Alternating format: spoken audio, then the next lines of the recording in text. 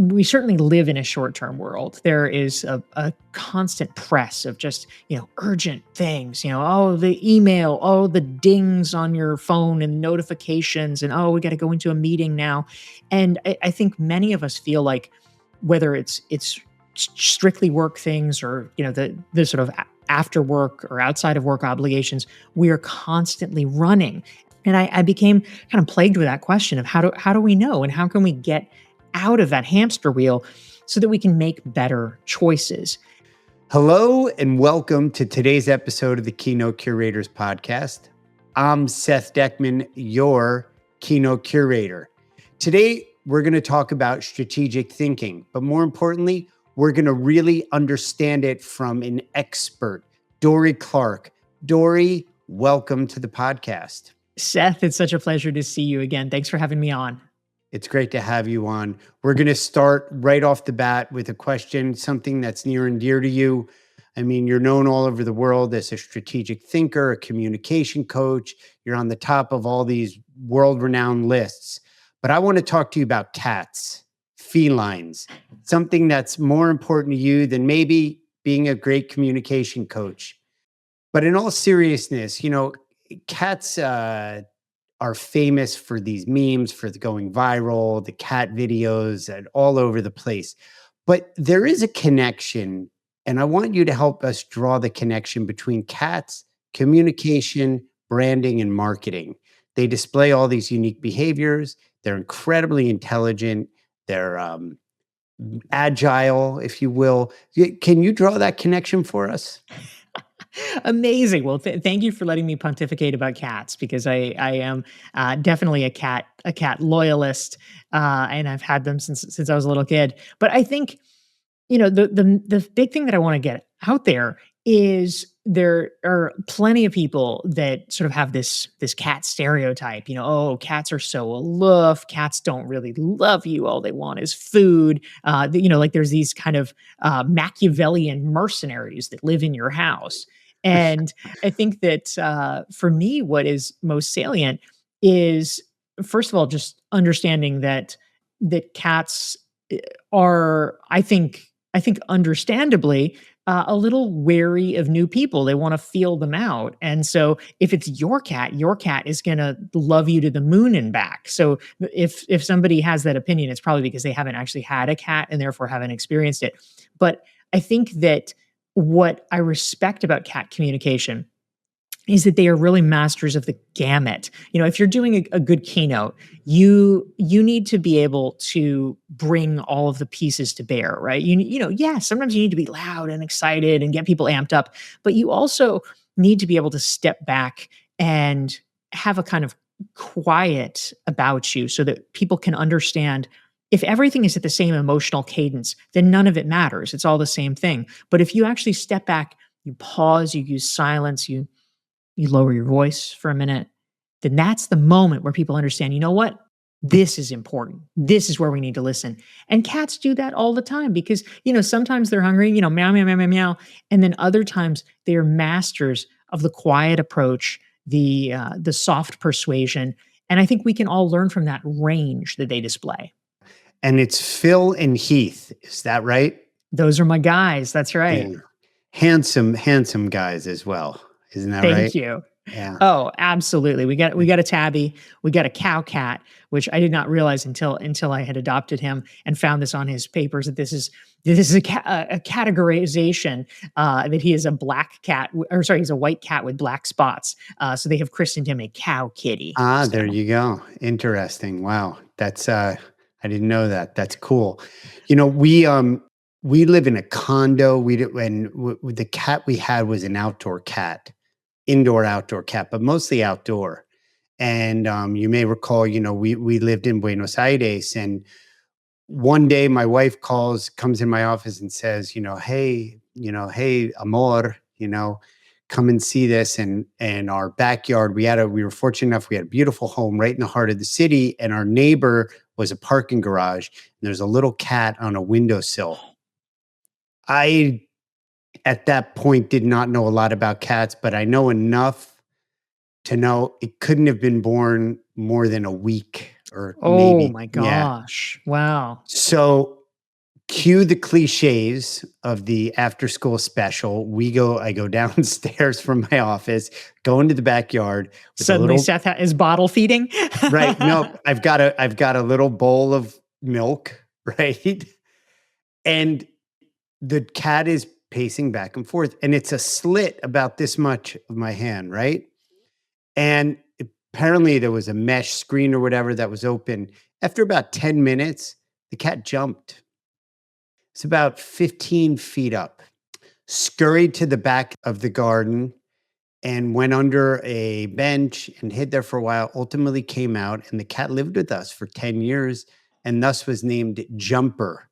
But I want to tie it back to you because what you said is so interesting, the gamut of kind of an emotional reading of the room where they have to be meow, meow, meow or not. And I think intertwined on all of that underneath is a certain kind of patience and a certain kind of knowing when to act. And you have a book about the long game. And I think that there's a connection there, right? So by osmosis, maybe your specialty on cats has been woven into your work without even knowing it. Talk to us a little bit about the long game, being patient, and some of the principles of that. Yeah, absolutely. And I love it. You're so right, Seth. Nobody has ever drawn a connection between the long game and felines before. So For I'm, me, look, I know you, I've worked with you. I'm sorry to interrupt you, but the light bulb went off. I mean, really, because I do know, all kidding aside, cats are important. There are people on our show that have dogs, other animals, and they're all important. But for you, I think it's just so part of your DNA that it's there, and cats play the long game. well, they definitely do. And so part of why I became so fascinated with the concepts around the long game is that I think most of us recognize we certainly live in a short term world. There is a constant press of just urgent things. Oh, the email, oh, the dings on your phone and notifications, and oh, we got to go into a meeting now. And I think many of us feel like whether it's strictly work things or the sort of after work or outside of work obligations, we are constantly running. And I kept hearing from people again and again, and these are people who seemed like very put together. I just wish I had a moment to breathe. I just wish I had a moment to think. And they felt like they were constantly executing, but never being able to step back and actually think, actually say, am I doing the right things? Am I spending my time properly and correctly? Or am I just sort of operationalizing something that was set in motion a while ago and I've never stopped to consider it? And I became kind of plagued with that question of how do we know and how can we get out of that hamster wheel so that we can make better choices. And so writing the long game for me was really an exploration of that of, okay, we understand and recognize, we're not naive to the fact that there are things that have to happen and there are obligations in the present moment, but we also can't neglect the future. And if we want to be, getting better outcomes, better long range outcomes, we need to at least start stepping back periodically and asking the question, am I using my time the right way to get the outcome that I want? And so that was what I was really trying to do in writing the book and focusing on this area. And the use of time is so much more important with every pressing moment with AI is so ubiquitous, but technology in general, right? And then the demand of the screens and the beeps of the phone and everything else. How do you relate the use of time with just energy, resource management in general? Do you draw a connection there? Yeah, absolutely. I mean, we have certain levers at our disposal, right? And time is probably the most important of those currencies. But we can kind of think about all the things we have, right? And when we're young or we're at the start of our career, we kind of have the time and effort currency in abundance, which is handy because we usually, for most of us, have money that is not in abundance, and so Right. okay, you're gonna do all this work and have all this effort, and it makes sense at those points because the world is open. You don't know what's going to work, what isn't. Like say yes to all the things. That's great. You have plenty of time. Great. I'll take that meeting. Great. I'll do that internship. I'll volunteer for this. Okay. And it's really a question of like, how do you start spinning things up? Because you're starting from zero professionally. Right. But a problem that many of us face is that you get 10, 20, 30 years into your career and nobody has ever explicitly said, hey, you need to change your approach. Like you need to start Right. doing things differently. Right. And so, we want to be, nice guys and nice gals. And so we keep saying yes to all these things, but the circumstances have changed and it's no longer a good idea. You no longer have that expanse of time to play with. You have more people that want things from you. You have more responsibilities.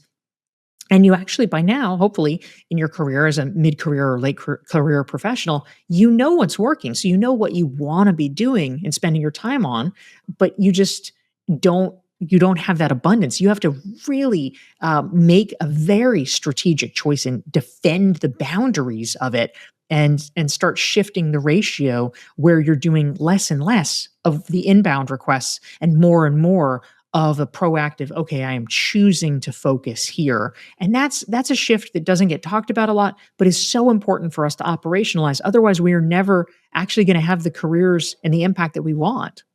And I think boundaries is important there, and that fine line between the inbound and what your output is, especially in the new or the new normal or the modern workforce, whether it's all remote or a blend. Output is more the measure than just physically being in at the workspace.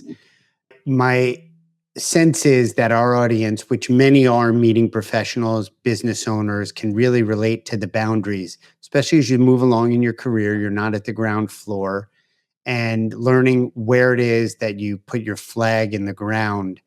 This is a really important topic for meeting and event professionals that you work with on a regular basis when you deliver your keynotes. Talk a little bit about what you see, the demands that are on them, all the inbound demands, and go a little bit deeper if you could on the setting the boundaries and being more optimal with your time and how you use it as a resource. Yeah, absolutely. I'm happy to do it. Although I'm actually just curious first, Seth, how does this play out for you? I mean, you're the target demographic here, right? Yeah, I sure am. How do you think about time and your relationship to it and boundaries and how that may have shifted over the years? Well, right off the bat, I'm not in the beginning of my career by any means. Almost 60, and I've been doing booking keynote speakers for over 20 years. So, those are some data points that you can percolate on. Time is compressed. I've got a family. The demands of buyers and clients are expanding, meaning there's more demand of not just the volume of inbound possibilities of booking keynote speakers, but just what each one needs. There's more activities around a keynote, if you will, whether it's a podcast or offsite or the pre-event calls, the post-event activities. So for me, I've had to learn. The biggest learning for me is delegating and saying, what is the stuff that Seth should be in, and what is the stuff that Seth shouldn't be in. And I don't refer to myself in the third person very much, but You can hear that's cool. Or as I say to my team, the shit I shouldn't do and the shit I should do, right? I mean, that's basically, that's how we talk. And so it's one thing to say it. It's one thing to distinguish it. It's another thing where I've actually have the fortune to have the resources in place to be able to delegate. But then the habit, Dory, I have to stop myself sometimes just because I'm independent and self-reliant. I do it. And that's because I have decades of doing it. So I have to I have some names of my team members, and I have to have it right in front of me to remind me, oh, that person, oh, this person. And I put in a weekly call to 10 minutes to go over some very specific things, but also to be like, if you don't hear from me, you need to check in and do a reminder, a loving nudge, and just saying, hey, offload. So does that answer your question? Totally. Thank you. Yeah. And the result has been, it's very cliche, but I do have more time to think. And that is where this is zero aggrandized, because if you've listened to this podcast, I am the mean. I'm not the short bus. I'm not the valedictorian. I am a pedestrian thinker. But even as a pedestrian thinker, if you make the time to do it, it makes a difference. And that's my value, because when I have time to think about what I'm curating and how I'm curating it and what I'm providing for my clients, that's where the gold in the secret sauce is. Yeah, I love that. I love that, Seth. I mean, I would challenge the premise a little bit, because I don't think that you're a pedestrian thinker, Okay. but you know what? Even if you were, I think the point is well made. One of the things that I learned, that I found so interesting in writing The Long Game, was that, they've surveyed thousands of executives, and there is near unanimous agreement that strategic thinking, long range strategic thinking, is the most important thing that a leader can do. It's sort of the definitional thing, right? That we are steering the ship, we're making the decisions, and yet simultaneously, almost every there was a study that was done. 96% of leaders said they don't have enough time for strategic thinking. So the sheer fact of a person, even, wherever on the spectrum, but even an average person, if they just, do the reps, if they just take the time and really consciously carve out space for strategic thinking, you are going to be ahead of almost everybody else, just by the fact that, most people are not taking advantage of this thing that we know is so important. It feels a little bit weird still, because I'm so used to the doing. And this morning, as I was, preparing, I've been preparing for our conversation for weeks, not just this morning, first of all, I had to pick the right outfit, and then get my makeup and hair done properly. Of course. But apart from that, I had a call this morning, and it was just that. It was strategic thinking. It was technically, literally about a new approach to proposals and what is going to go into it, not just what it looks like, but how we're going to construct them. And, there was a lot of strategy behind it. But I noticed after about 20 minutes, I was like, I'm not doing anything, you know? And then I caught myself and I was like, dude, you are. This is actually what, you know. And then when I get off the call, there's some things that already were put on my calendar, where the team had scheduled another podcast and another follow-up call with the client and stuff like that. So it's still new. Yeah, it's interesting.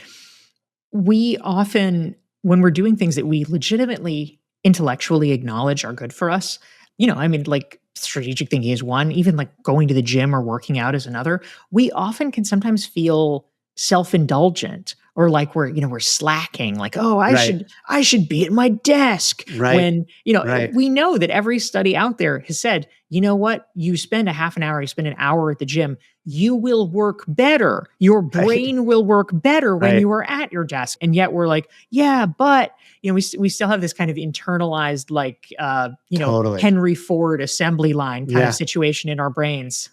Yeah. You're reading my mind. The accolades that you've received, the World Bank, you've worked with Google, you're on so many number one communication coach lists, and with the Maxwell organization. What do you see the role of, creativity? I know your jam is marketing and communication, which does require a lot of creativity. But here's where I'd like to get your thoughts on. AI is, it's all over, right? And I feel that while MBAs and the Fuqua School of Business that you teach at, and all the courses you deliver, and the great work that you do, are so important, but that creativity, like the next MBA for me, is an MFA. And not that we're going to train the next Tchaikovsky or the next Picasso, but to have that understanding of the creative process, be able to tap into it. Can you connect that, the creativity and the work that you do, and then in the face of AI is kind of invading into our everyday life? Well, Seth, you're certainly absolutely right. I mean, I think everybody has seen by now. I mean, clearly, we are in the early innings of AI, and large language models like ChatGPT. And yet already at this point, you're seeing an impact in the marketplace. I mean, you're seeing news that's breaking that 20 to 25% fewer graduates are receiving job offers in critical fields like finance, because How the is it? speculation How I know largely. you're on top of that. How current is that statistic? I mean, like right now, like a couple days Wow. ago, there's Wow. studies about that. Say that So again. 20 yeah, to there's 20 to 25% fewer job offers that are going out to new graduates. And wow. these are the industries like consulting or finance that were magnets for people who are smart, they're high achievers. And you sort of expected, like, okay, my first couple of years, I'm going to be doing the grunt work. I'm going to be, making PowerPoints until 3 a.m. and I'm going to be reading a bunch of stuff and creating a report. And it was not, it was laborious and intellectual. It was not necessarily the most creative, but you would be forced to work very hard and you would make a six-figure income right out of school. And, that was the starting point for so many people. And there is serious concern now about that first rung on the career ladder based on what we're seeing, because it's a lot of more junior level kind of rote things are very easy, incredibly easy to be done with AI. Okay, we've got a bunch of raw data, let's analyze it and turn it into a report. Boom. Right. Or So proofreading, prospectus, or for I'm thinking of financial services, right, where you have to go through a fine tooth comb frontwards and backwards, and now not so much. that's right. Yeah, read this 100-page report and tell me 10 salient questions I should be asking, or 5 areas of concern. Okay, we've got that in a minute and a half or less. So it is a real challenge, and I think that it is, of course, right now impacting newer graduates first. First of all, because their level of work is a little bit less sophisticated because they don't have as much experience. But it's also true, I think, partly because it's easier for a business not to hire politically than it is to fire people they already have.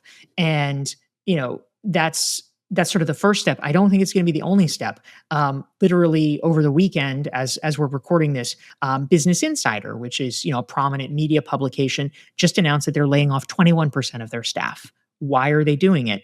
The speculation around it is that, number one, AI can be doing more of the writing, and number two, there is a fundamental change in not just Business Insider, but also all media publications, that people's reading habits, viewing habits are a little bit different, and they're getting more of their information from AI rather than from traditional media Right. publications. So we're going to see a lot of this. The upshot, essentially, is, I think that the takeaway is kind of the same as we've had over a number of years, but it gets even more severe, which is that we have to consciously ask ourselves, not, okay, what is a job I could do or a role I could fill? But we all have to be asking ourselves, how can I add value that an AI can't? The question has, the specifics have changed, right? Because it was maybe 20 years ago, how can I add value that someone really cheap in a developing country couldn't add? So that was important, and that involved asking a few questions. But now it's, oh, how can I add value where the net cost isn't 50% less? The net cost of someone doing my job, because it's AI, is virtually zero. Right. And what is a special thing? So it's going to involve a lot of intellectual labor on our parts to try to think about those things. And some of it, honestly, is interpersonal, it's relational. It's, okay, I can add value if I know a lot of people and I'm able to connect a lot of people. That's something that AI can't Well, you do. just said a phrase, that special thing, kind of like Mhm. a throwaway, but I think that that's what it is. What is that special thing? You know, Exactly. it's not so much, oh, and a special thing. And then, you're enumerating, and, I think that, take keynotes. There is a sea of sameness. whether you're at a certain price range or you're talking at a high price range or a middle or a beginning price range, beginning, or, there's all ranges, right? The bottom of the range or the top of the range. And many speakers are members of the National Speaker Association, or they've utilized 3 or 4 of the same coaches or the same video editors, whether it's Yes. by, so there, just by default, there's a sea of sameness out there, right? So how do you get that special thing? That I think that's what I'm pointing to. And there's no magic bullet, there's no magic answer. And as a communication coach, I mean, what do you tell people? You're not just a communication coach, but people in their career and their different stages. And, it's like, find out the distinct feature about you and you'll stand out or whatever. It's like, okay, it's easier said than done. That's hard work. It takes sometimes a lifetime to find a voice. Yeah, you're 100% right, Seth. I mean, I think structurally, one of the things that I find most optimistic about the world of keynotes and meeting planning and events and things like that is that more than most things that we can identify, this is something that actually is safe from AI, in the sense that the idea of bringing people together to have a communal experience is something that, I mean, raw information has certainly been commoditized. You need to know a thing, great, type it in, great. The Right. information can be Right. conveyed and you can learn how to do the thing or work your coffee maker or whatever. But definitionally, you are bringing people together not just to give them information. You can send an email if that's all you want. You are bringing them together to have an experience. And maybe that's about team cohesion and bonding. Maybe it's about inspiration or motivation, or getting on the same Yeah. page and having alignment around a shared purpose or vision. But that is something that is a truly human communal thing. And I think that the event and meeting planning industry and keynotes are going to be a crucial part of that is relatively protected in this new world. So I think that's key. But yeah, for all of us, it's really a question of understanding. I think part of it, we're making our own Venn diagrams, right? For all of us, it's kind of this question of what can I contribute intellectually? Like, what do I know? What skills do I have? And, things that I could pass along. And also, I like to think the other part of the circle is, what is my standing to deliver it? Why am I a useful messenger? Maybe the messenger is because, I had to learn it the hard way. And so I can tell you and share it. Or maybe you have a different take on it by dint of, your age or your background or your culture or whatever it is. But there's sort of a special thing about, like, well, why you as a messenger? And if you can bring those things together in an interesting way, it really does make a unique message. And that's where the intellectual work comes in. What level of dose is it, where you come from, your experience, you learned it the hard way, and you have to constantly deliver. I mean, yeah, I agree to a certain extent that the keynote space is safe. Let's just say, I'm using air quotes here, right?